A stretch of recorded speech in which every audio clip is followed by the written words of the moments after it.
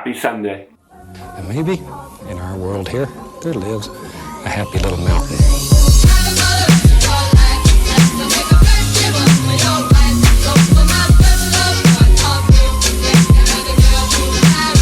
So today's video is going to be a little bit different. I figured rather than just uploading a boring video, I would do a video that I've wanted to make and a lot of people have asked me to make for a while.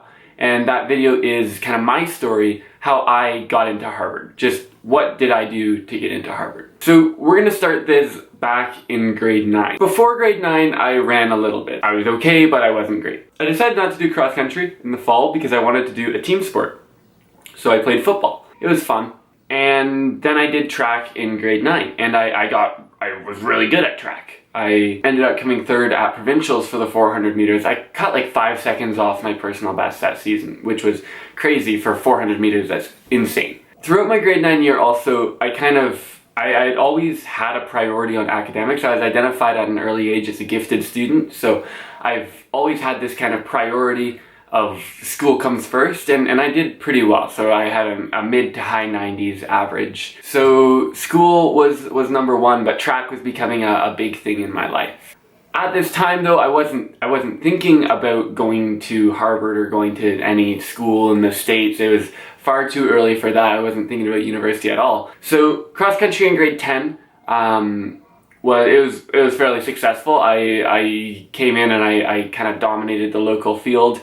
Ended up going to OFSA, which is provincials. I did not do well. I came like 100th or something. Humbling for sure. But the important thing about that cross country season was that I ended up joining Laurel Creek, which is my track club.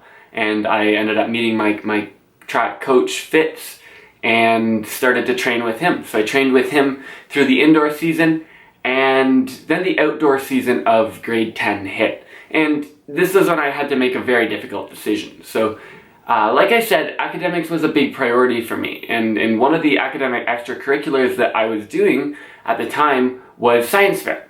And I developed a science fair project that at my regional fair came top 6, which means that I had qualified for an all expenses paid trip to the National Science Fair. So it's about a week long at a university. In this case, it was the University of New Brunswick. And it's kind of a big deal. It was really important to me to go, but the week that I was gone conflicted with the school track schedule. So I had to make the decision between science fair and school track. Now, I ended up choosing science fair, and that's a really long story, so maybe another video on another boring day. I actually ended up writing my admissions essay about this experience. I did the outdoor club season, but I didn't really run very fast. I started to focus on 800s that season. So my personal best got down to 157, which is, it's not slow, but it's also not very fast. Into grade 11, and grade 11 is the year where things kind of took off for me. I started off cross country.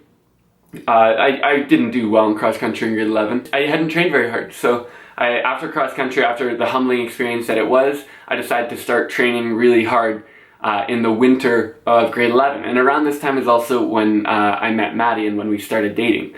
And that was really influential on me because Maddie was a member of the Team Canada Junior Pan Am team. She came second at Pan Ams for cross country, like crazy runner, super inspirational, and that really inspired me to start training harder and start taking my training more seriously. So I upped my mileage, I upped my workout intensity, and I started running well. I started to have this idea that, hey, maybe because my academics are good, because I continued to be really strong in academics, and because I was starting to run fast and I was starting to take it seriously, I realized maybe there's a scholarship down the line for me, or maybe there's a potential to run at an elite school. That would be the dream, right? To run at an academically successful Division I school. And so with that knowledge in mind, I also had a few close friends and obviously my girlfriend. They were all writing their SATs. So I signed up to write my SATs in the May of grade 11. And I actually ended up doing quite well. So I scored a 1540. At this point, I had to decide between science fair and track once more. I made the same decision. I went to science fair again, and I don't regret it at all because I actually ended up coming home with a silver medal from science fair. My project was a lot better. I knew what to expect and I knew how to talk to judges. and I ended up coming home with a national silver medal from science fair, which is a big thing to put on your resume. The difference between grade 10, the summer of grade 10, and the summer of grade 11 was that I was now taking my training and my racing very seriously. It paid off. So I ran 155 a number of times. I became the club provincial champion over 800 meters, and then I went to the national championships and I came second in both the 800 and the 1500 meters. There was one race in particular in Hamilton, and the conditions were just perfect. It was a cool night, it was like 18 degrees maybe, absolutely no wind, perfect time of night. I ended up dropping my personal best to 152.78. So then I started looking at which Division I schools would I be willing to go to without sacrificing academics. And around this time, someone said, hey, you should look at the Ivy League because they're Division I. And I went, what? I didn't think they were Division I. And picked kind of 4 Ivy League schools that I thought I might want to go to. So I looked at Harvard, I looked at Yale, I looked at Princeton, and I looked at Cornell. Because I'm going into computer science, Cornell, Princeton, and Harvard are 3 of the top schools, and Yale is doing well as well, I think. I then started to get in contact with the coaches. And so the way that it works for Ivy League and for other schools is that you get in contact with the coaches, and then if they think that you could be a good fit, then they will offer to take you on an official visit. And so what that means is that they will pay for you to fly out and stay on campus for a couple of days and stay with an athlete, and you get to run on campus and you get to meet the guys and you get to eat the food and go to classes, and you just get to see the whole campus experience. And so my first official visit was to Harvard, and I just absolutely fell in love with it. It was honestly incredible because what really set it apart from other schools for me were just the guys on the team. They're guys who don't just care about running, but they also don't just care about school. They have this double-faceted mindset that they want to excel at both of those, and they have real goals. And to me, that was super relatable. That was what I had been doing for the past few years. And so I also paid official visits to Yale and Cornell. They couldn't really compare. I knew that Harvard and the guys on the team at Harvard, they were the guys that I wanted to surround myself with. I let the Harvard coach know. I said, look, I'm gonna verbally commit to this team. And he said, great, we will support you for a likely letter process. And so what that meant was as soon as I submitted my application, there were certain days where a committee would meet and they would look over my application early. So not even early acceptance, like early acceptance. Will he be able to graduate? Do we think that we want him at this school? And if the answer is yes, then they send me what's called a likely letter. So this is the letter that they sent me. So the interesting thing is it's dated October 25th, 2016, which is before the deadline for early admission. And that was that.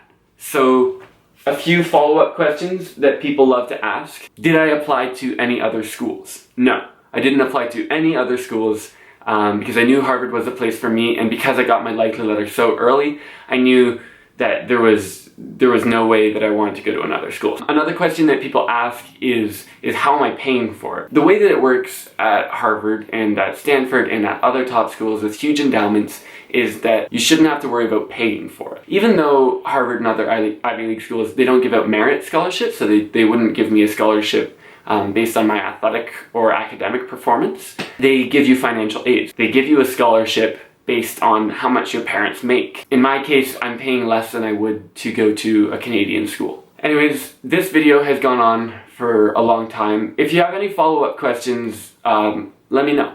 And feel free to put them in the comments. I just wanted to make this video to explain my story, let you know how I got into Harvard.